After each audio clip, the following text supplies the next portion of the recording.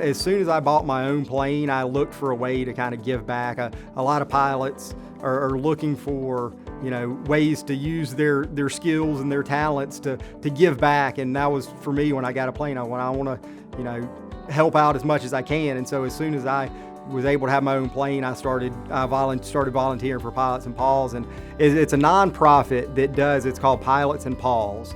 And they do rescue flights, a lot of shelter animals that are, in shelters that are overpopulated or that they're gonna have to put them down, and they try to get them adopted really nationwide. So the pilots, we register, and you have to have your own plane or access to the plane, and so we volunteer onto the site.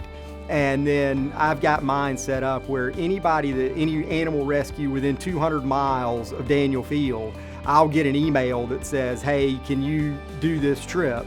And then I, go from there. And so I saw this one, and I was intrigued because of the puppies, and they were, we need to get them out. They're gonna, they were actually abandoned. They weren't even in the shelter. They were abandoned on the front steps of the shelter.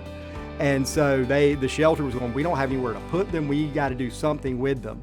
And so they posted it on Pilots and Paws, and and I said, well, I can get them from St. Simons to Augusta. And then 3 more pilots volunteered, and so we went from there. And I was concerned because I've got a small 4-seater plane, and it was 10 puppies and a mom, so it was 11 dogs, and I was concerned of how I was going to fit 11 dogs in a small plane. But when we got there, it was literally a Tupperware box full of puppies.